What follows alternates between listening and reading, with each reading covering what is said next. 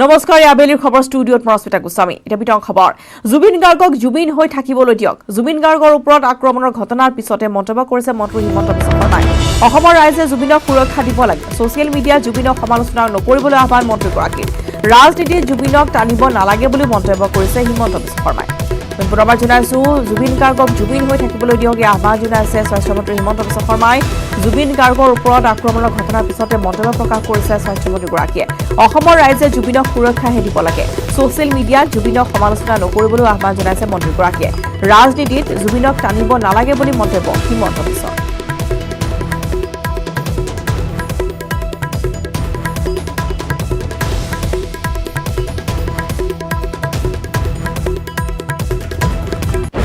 ফলে জুবিনক আক্ৰমণৰ চেষ্টাৰ ঘটনাত এজনক আটক কৰা হৈছে অভিযুক্ত হীৰকজ্যোতি ৰাজবংশীৰ ভাতৃ কৰা হৈছে আটক সোধাপোছাৰ বাবে হীৰকৰ ভাতৃক আটক কৰা হৈছে বাহনখনৰ গৰাকী আছিল হীৰকজ্যোতি ৰাজবংশী পূব শৰণীয়াৰ 6 নং পথৰ পৰা আটক কৰা হৈছে যুৱকজনক উল্লেখ্য যে নিশা মহানগৰীৰ ৰাজপথত আক্ৰমণৰ চেষ্টা কৰিছিল জুবিন গাৰ্গক নিশা লকডাউন আৰু সান্ধ্য মাজতে জুবিনক আক্ৰমণৰ চেষ্টা আক্ৰমণৰ আঁৰত আছে নেকি শেহতীয়া ঘটনাৰ প্ৰভাৱ কাহিলীপাৰাৰ গণেশ মন্দিৰ টাৰ্ণিঙত নিশা 12:40 আক্ৰমণৰ চেষ্টা চলাইছিল দুৰ্বৃত্তই ভগদত্তপুৰত থকা এপাৰ্টমেণ্টলৈ গৈ থাকোঁতে ঘটনা ভগদত্তপুৰত চিনাৰ্জি এপাৰ্টমেণ্টত থকা ঘৰলৈ ফ্লেটলৈ গৈ থাকোঁতে আক্ৰমণৰ চেষ্টা এখন মাৰুতি চিয়াজ বাহনত আহিছিল 6জন যুৱক জুবিনৰ বাহনক আগভেটি ধৰি অস্ত্ৰাব্য গালি-গালাজ পাৰে জুবিনক ঘটনাৰ সন্দৰ্ভত দিছপুৰ থানাত এজাহাৰ দাখিল কৰিছে জুবিনে বগা ৰঙৰ মাৰুতি চিয়াজখনৰ নম্বৰ AS01BY0675 জুৰু তিনিআলি ষ্টুডিঅ'ৰ পৰা নিশা ঘৰলৈ গৈ আছিল জুবিনৰ লগত আছিল চালক আৰু দুজনকৈ দেশৰক্ষী জুবিনক শাৰীৰিকভাৱে অপদস্থ কৰাৰ অভিযোগ আহিছে FIR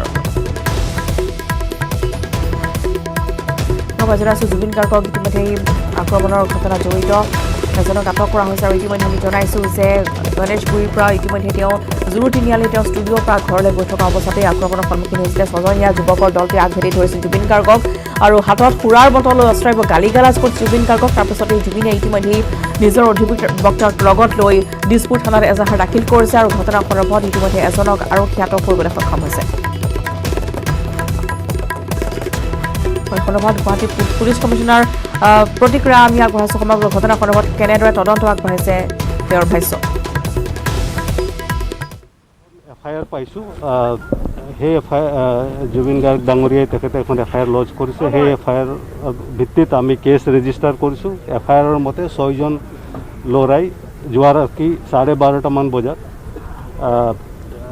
তেখেতক হাতত বিয়েৰ বটল লৈ তেখেতক অপদস্থ কৰিছে গালি-গালাজ কৰিছে অপমান কৰিছে সেই ভিত্তিত আমি FIRৰ মতে আমি কেছ ৰেজিষ্টাৰ কৰিছোঁ আৰু তদন্ত জাৰি আছে আৰু যিসকল দোষী তেওঁলোকক ধৰাৰ অভিযান চলি আছে হয় সকলো নম্বৰ পাইছোঁ সেইখিনি আমি তদন্ত কৰি আছোঁ আৰু যিসকল লোক দোষী এই ঘটনাৰ লগত জড়িত তেওঁলোকক আমি অনতিপলমে এৰেষ্ট কৰি তেওঁলোকৰ ওপৰত আইনগতভাৱে ব্যৱস্থা ল'ম আৰু আমাৰ অভিযান চলি আছে ফলে যুৱ প্ৰজন্মৰ হাতত জুবিন গাৰ্গক আক্ৰমণৰ চেষ্টা চলোৱা দোষী শাস্তিৰ দাবী বিধায়িকা আংগুলতা ডেকাৰ জুবিন গাৰ্গ অসমৰ সম্পদ তেনে এগৰাকী শিল্পীক এনেধৰণে আক্ৰমণ চেষ্টা চলোৱা ঘটনাৰ লগত জড়িত দোষীক অতি শীঘ্ৰে শাস্তি দিবলৈ প্ৰশাসনক আহ্বান জনালে বিধায়িকা আংগুলতা ডেকাই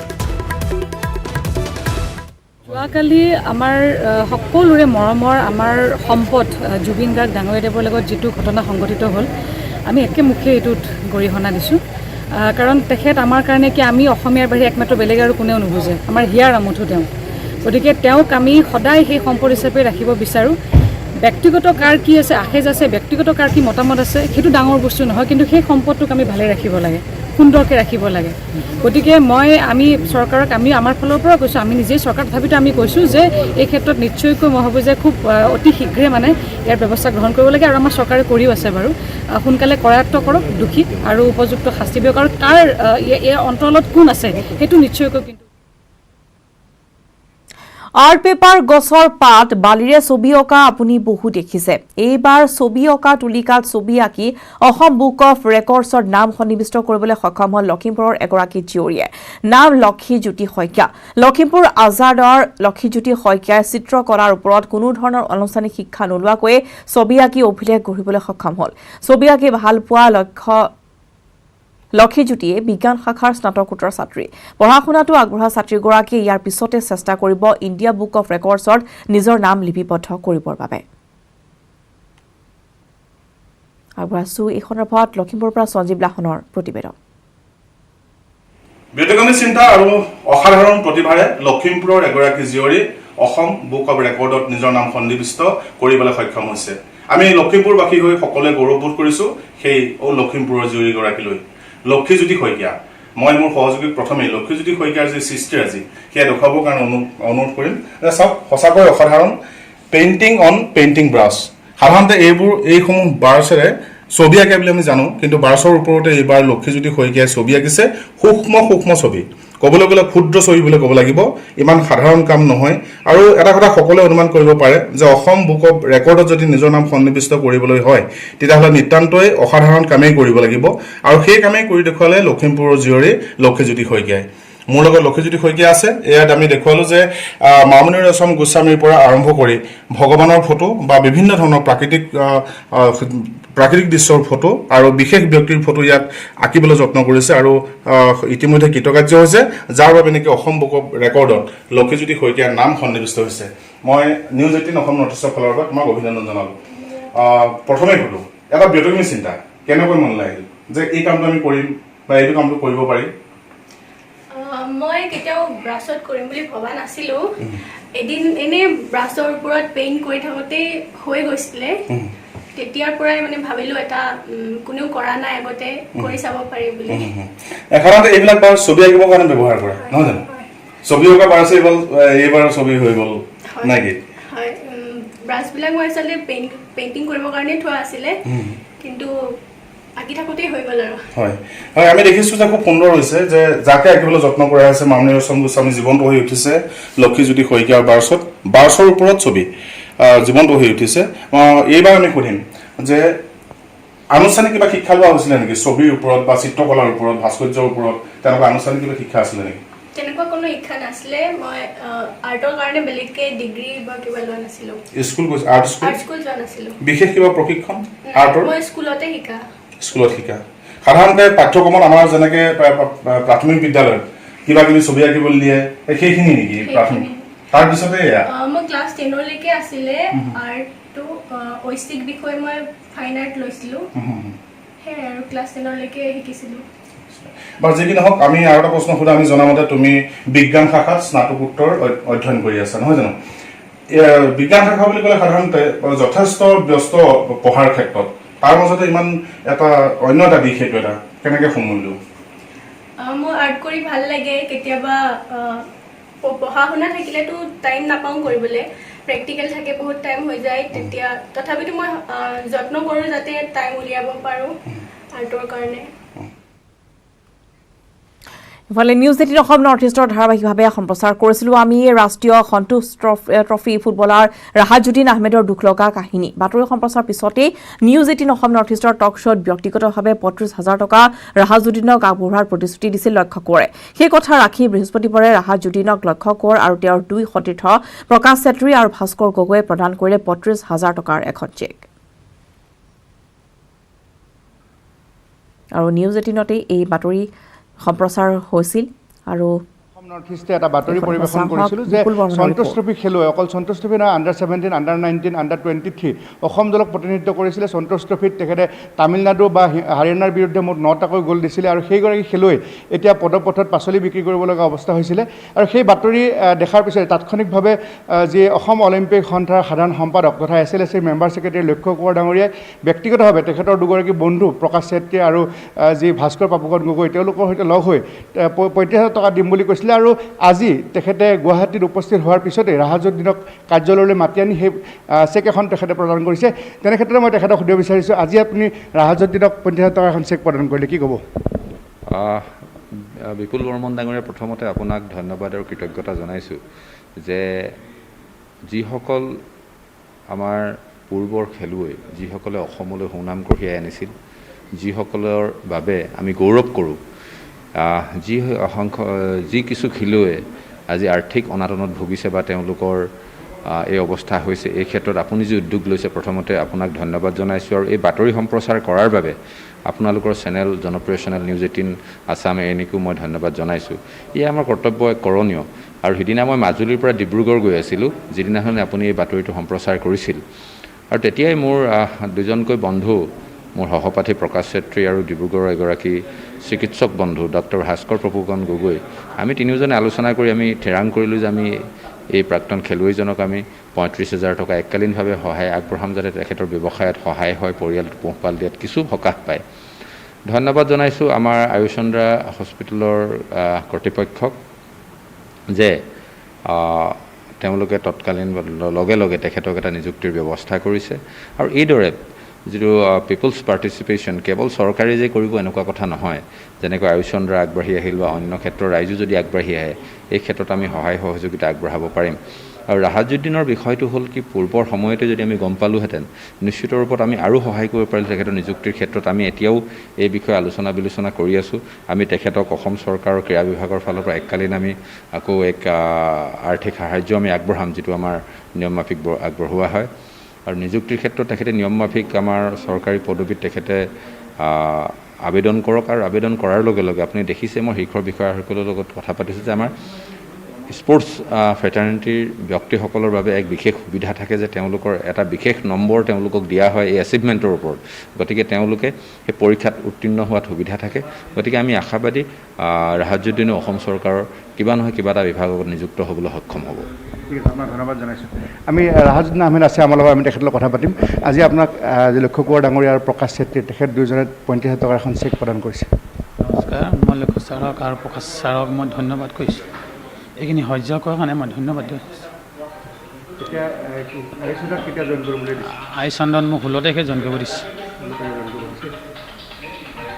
হয়, এয়া আছিলে ৰাহাজুদ্দিন আহমেদ আৰু তেখেতে SLSC কাৰ্যালয়ত আহি মই পুনৰ এবাৰ কৈছোঁ যে অসম অলিম্পিক সন্থাৰ সাধাৰণ সম্পাদক তথা SLSC মেম্বাৰ ছেক্ৰেটাৰী লক্ষ্য কোঁৱৰ ডাঙৰীয়া আৰু প্ৰকাশ চেত্ৰীৰ হাতৰ পৰা যিখন চেক তেখেতে গ্ৰহণ কৰিছে। আৰু 16 তাৰিখে তেখেতে আয়ুচন্দ্ৰা হস্পিটেলত যি এটা চাকৰিত তেখেতক অফাৰ কৰিছিলে সেই চাকৰিত যোগদান আৰু নিশ্চিতভাৱে এক প্ৰশংসনীয় পদক্ষেপ গ্ৰহণ কৰা হৈছে। আৰু খবৰ আবেলি খবৰ সময় হৈছে চব বাণিজ্যিক বিৰতিৰ।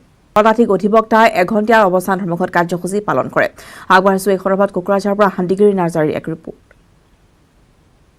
এঘণ্টীয়া ধৰ্মঘট অৱস্থান পালন কৰিছে কোকৰাঝাৰ বাৰ এছ'চিয়েশ্যনৰ সদস্যসকল। COVID-19 সময়ছোৱাত বাৰসমূহ ৰাজ্যখনৰ বা দেশখনত বন্ধ সময়লৈকে 5 মাহ উকলি গ'ল। আজিলৈকে কিন্তু বাৰসমূহ বাৰ কাৰ্যালয়সমূহ বা ফিজিকেল কৰসমূহ ইতিমধ্যে এইজনৰ খুলি দিয়া নাই। চৰকাৰ বা ইয়াৰ ছ'চিয়েল ডিষ্টেঞ্চ মেইনটেইন কৰি পেলাই আজিৰ দিনত দেখা গৈছে উকিল সকলে তেখেতে ক'লে ইতিমধ্যে চৰকাৰৰ আহ্বান কৰিবৰ কাৰণে তেখেতে ক'লে ইতিমধ্যে আজিৰ দিনত ধৰ্মঘট অৱস্থান পালন কৰি সকল কিয় আন্দোলন পথত আহিবলগীয়া হ'ল আৰু কি কাৰণে আজিৰ দিনলৈ 5 মাহ জুৰি আজিৰ দিনত বাৰ কাৰ্যালয়সমূহ বা ডিষ্ট্ৰিক্ট কোৰ্টসমূহ কিয় বন্ধ আছে। মই কথা পাতি চেষ্টা কৰিছোঁ ইয়াৰ ছিনিয়ৰ আমি ইমান লং টাইম যে আমাৰ বাৰ এছ'চিয়েশ্যনটো বন্ধ হৈ আছে তাৰ বাবে আমাৰ উকিলৰ অপূৰণীয় ক্ষতি হৈছে। আৰু আমাৰ বাৰ এছ'চিয়েশ্যনটো মানে বন্ধ হোৱাত পাব্লিকৰো ইনডাইৰেক্ট ক্ষতি হৈছে। আৰু আমাৰ যিটো কোৰ্ট এইটো নৰ্মাল হোৱা নাই।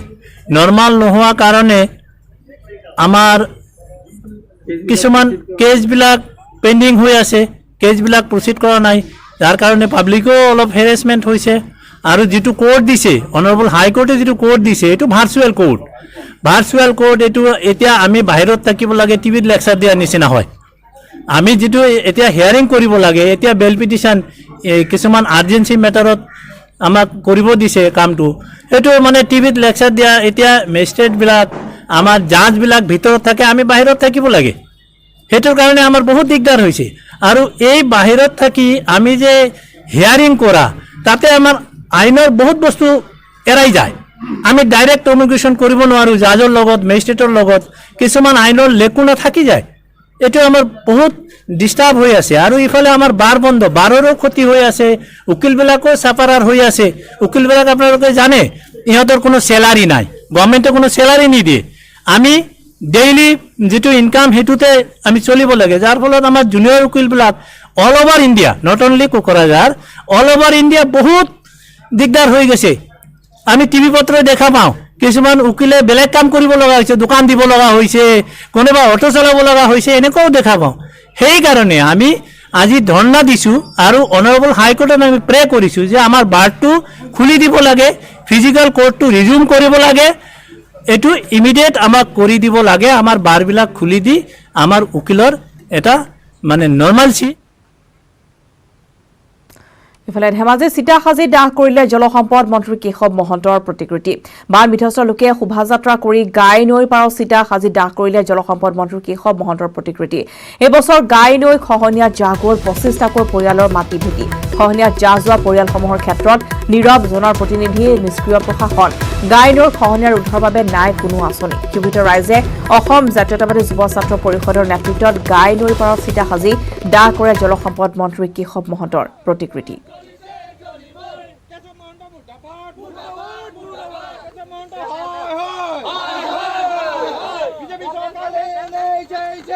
আৰু এনেদৰে দেখিবলৈ পোৱা গৈছে যে দাহ কৰিছে খহনীয়াত ইতিমধ্যে 25টাকৈ পৰিয়ালৰ মাটি ভেটিত জাহ যোৱাৰ পিছতো কোনো ধৰণৰ পদক্ষেপ নোলোৱাত এতিয়া জলসম্পদ মন্ত্ৰীৰ উদাসীনতাৰ বিৰুদ্ধে ক্ষোভ বিচাৰিছে সকলো লোকে আৰু প্ৰতিকৃতি দাহ কৰা কাৰ্যসূচী ইতিমধ্যে ৰূপায়ণ কৰা হৈছে চিতাসাজি দাহ কৰিছে কেশৱ মহন্তৰ প্ৰতিকৃতি জলসম্পদ মন্ত্ৰী থকাৰ পিছতো এনেদৰে দুৰ্বিষহ জীৱন কটোৱাই সকলো লোকে বৰ্তমান প্ৰতিকৃতি দাহ কৰা কাৰ্যসূচী ৰূপায়ণ কৰিছে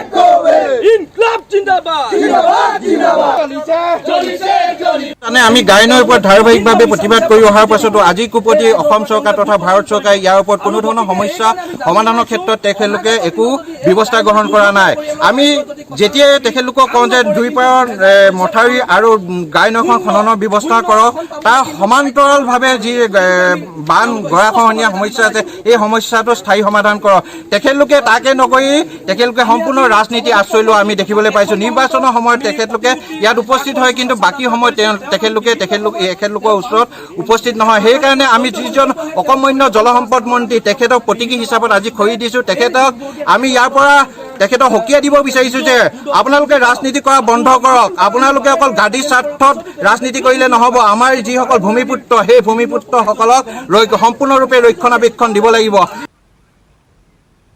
নলবাৰী শ্বহীদ মুকুন্দ কাকতীয়া অসামৰিক চিকিৎসালয়ৰ ভিতৰৰ চৰাত কন্দৰ্জামা ৰূপ প্ৰসূতি আৰু শিশু স্বাস্থ্য সেৱা কোষৰ ভিতৰৰ শৌচালয়ৰ লেতেৰা পানীৰ একাকাৰ প্ৰসূতি কক্ষত প্ৰসূতি আৰু নৱজাতকে পানীৰ মাজতে কৰিছে সহাৱস্থান কোভিডক লৈ ৰাইজক সজাগ হোৱাৰ আহ্বান জনাইছে নলবাৰী স্বাস্থ্য বিভাগে তাৰপিছতো তেওঁলোকে নাজানে স্বচ্ছতাৰ কথা গোহালি সদৃশ পৰিৱেশ নলবাৰী শ্বহীদ মুকুন্দ কাকতীয়া অসামৰিক চিকিৎসালয়ত আনকি কন্দৰ্জাময় শৌচালয়ত নাই পোহৰৰ ব্যৱস্থাও যাক লৈ এতিয়া ৰোগীসকলে এনেদৰে অসন্তুষ্টি প্ৰকাশ কৰিছে আমাৰ নিউজ 18 আগত আগবঢ়াইছো এই সন্দৰ্ভত ত্ৰিদীপ কলিতাৰ এক প্ৰতিবেদন হয় যিটো সময়ত মহামাৰী ৰূপ ধাৰণ কৰিছে কৰোনা ভাইৰাছে আৰু কৰোনা ভাইৰাছক লৈ ৰাজ্য স্বাস্থ্য বিভাগে সজাগ আৰু সতৰ্ক হ'বলৈ ৰাজ্যবাসীক আহ্বান জনাইছে স্বাস্থ্যৰ বিধিসন্মত কিছু নীতি নিৰ্দেশনাৰ কথা কোৱা হৈছে কিন্তু তাৰ পিছত নলবাৰী শ্বহীদ মুকুন্দ কাকতীয়া অসামৰিক চিকিৎসালয়ৰ ভিতৰ চৰাত কি চলিছে সেয়া দেখুৱাম আমি আজি চিকিৎসক নাৰ্ছসকলে কেনেধৰণে কষ্ট কৰিবলগীয়া হৈছে হস্পিটেল কৰ্তৃপক্ষৰ কিছুমান হেমাহিৰ বাবে কিমান কষ্ট খাবলগীয়া সেই দৃশ্য আমি মাত্ৰ কেইটামান দেখাবলৈ চেষ্টা কৰিছোঁ সহযোগে দেখুৱাব প্ৰথমতে এয়া হৈছে অপাৰেশ্যন থিয়েটাৰ কমপ্লেক্স আৰু এই অপাৰেশ্যন থিয়েটাৰ কমপ্লেক্সৰ কাষতে থকা যিসমূহ প্ৰসূতি বা নৱজাতক ৰখা যিসমূহ কক্ষ আছে কক্ষসমূহত ভিতৰ চৰাৰ কেনেধৰণৰ কদৰ্যময় পৰিৱেশ এই মুহূৰ্তত মই দেখুৱাবলৈ চেষ্টা কৰিছোঁ এয়া হৈছে ভিতৰ চৰাৰ তেনেধৰণে পানী আৰু এই পানী ক'ৰ পৰা আহিছে যদি আমি সম্ভৱ হয় মোৰ সহযোগীয়ে দেখুৱাব এয়া হৈছে এইটো হৈছে লেট্ৰিন আৰু এই লেট্ৰিনৰ এনেধৰণৰ কদৰ্যময় ৰূপ য'ত কিন্তু এইটো হৈছে প্ৰসূতি বিভাগৰ কক্ষ আৰু প্ৰসূতি বিভাগৰ কক্ষৰ এনেধৰণে লেট্ৰিনৰ অৱস্থা চাওক শৌচাগাৰৰ অৱস্থা চাওক শৌচাগাৰ প্ৰস্ৰাৱগাৰৰ ভিতৰ চৰাত এনেধৰণৰ কদৰ্যময় পৰিৱেশ আৰু এই কদৰ্যময় পৰিৱেশৰ মাজতে এতিয়া দিন অতিবাহিত কৰিবলগীয়া হৈছে এইসকল প্ৰসূতিক আমি কিছু দৃশ্য দেখুৱাত অসুবিধা হ'ব প্ৰসূতিসকলৰ দৃশ্য দেখুৱাত অসুবিধা হ'ব সেয়ে আমি দৃশ্য দেখুৱাবলৈ ইচ্ছা প্ৰকাশ কৰা নাই কিন্তু আমি প্ৰথমতে কদৰ্যময় পৰিৱেশটো দেখুৱাবলৈ চেষ্টা কৰিছোঁ হয় চিকিৎসক নাৰ্ছসকলে যথেষ্টখিনি কষ্ট কৰিছে বা চিকিৎসক নাৰ্ছসকলে বহু কষ্ট কৰি আচলতে কৰোনাত আক্ৰান্ত মগধুৱে কছাৰী ময়দানত স্বাধীনতা দিৱসৰ পেৰেডত অংশগ্ৰহণ কৰিবলগীয়া আৰক্ষী হোমগাৰ্ড পেৰেডত অংশ ল'বলগীয়া আৰক্ষীৰ কৰোনা পৰীক্ষা কৰা 10জনৰ শৰীৰত কৰোনাৰ উপস্থিতি ধৰা পৰিছে দৰং জিলাৰ উপায়ুক্ত দিলীপ বৰা আৰু জিলা আৰক্ষী অধীক্ষক অমৃত ভূঞাৰ উপস্থিতিত কৰা হয় কৰোনাৰ পৰীক্ষা পেৰেডত অংশ লোৱা আৰক্ষীৰ লগতে ভিআইপি গাড়ী চালক আৰু বেণ্ড পাৰ্টিৰ মূল বেণ্ড বজোৱাজনো আক্ৰান্ত হয় কৰোনাত আগবঢ়াইছো এখন নৱজ্যোতি মহন্তৰ এক প্ৰতিবেদন নিশ্চয়কৈ স্বাধীনতা দিৱসলৈ মাজত মাত্ৰ এটা দিন বাকী আৰু ইয়াৰ পূৰ্বে দেখিবলৈ পোৱা গৈছিলে যে মাৰ্চ পাছৰ অনুশীলন কৰিছিলে আৰক্ষী লোকসকলে আৰু যিহেতু স্বাধীনতা দিৱসৰ মাজত এটা দিন বাকী আৰু ইয়াৰ পূৰ্বে যিসকল আৰক্ষী লোক যিসকল হোমগাৰ্ড পেৰেডত অংশগ্ৰহণ কৰিব এইসকল লোকক লগতে যি বেণ্ড পাৰ্টিৰ লোকসকল আছে তেওঁলোকক ক'ভিড পৰীক্ষা কৰা গৈছে আৰু এই ক'ভিড পৰীক্ষা কৰাৰ লগে লগে 10গৰাকী আৰক্ষী আৰু হোমগাৰ্ডৰ ইতিমধ্যে ক'ভিড পজিটিভ পোৱা গৈছে। আমি দেখুৱাইছোঁ এইসকল আৰক্ষী লোক ৰমেশে দেখুৱাইছে এইসকল আৰক্ষী হোমগাৰ্ডৰ লোক যিসকল লোক ইতিমধ্যে ক'ভিড পজিটিভ পোৱা গৈছে তেওঁলোকক আছুতীয়াকৈ ৰখা হৈছে। আমি আছোঁ মঙলদৈ কাছাৰী মৈদানত উপায়ুক্তগৰাকী আছে আৰক্ষী অধীক্ষকগৰাকী আছে তেওঁলোকৰ লগত কথা যত্ন কৰি প্ৰথমতে দেখুৱাই লৈছোঁ পৰিৱেশটো স্বাধীনতা দিৱসলৈ মাজত এটা দিন থকাৰ সময়তেই যে এই কাছাৰী মৈদান আটক ধুনীয়াকৈ সজাই পৰাই তোলা হৈছে আৰু ইয়াৰ পূৰ্বে কিন্তু এটা বিশেষভাৱে ক'ব লাগিব যে যি 10গৰাকী লোক ইতিমধ্যে কৰোণা আক্ৰান্ত হৈছে তেওঁলোকক এই স্থানৰ পৰা লৈ যোৱা হ'ব আৰু এই স্থান চেনিটাইজ কৰাৰ ব্যৱস্থা গ্ৰহণ কৰা হ'ব। তো স্বাধীনতা দিৱসৰ প্ৰস্তুতি প্ৰায় সম্পূৰ্ণ হৈ উঠিছিলে আৰক্ষীসকলো সাজু হৈছিলে। এতিয়া শেষত ক'ভিড পৰীক্ষা কৰা গ'ল 10গৰাকী লোক আক্ৰান্ত হৈছে কি ব্যৱস্থা গ্ৰহণ কৰা হ'ব?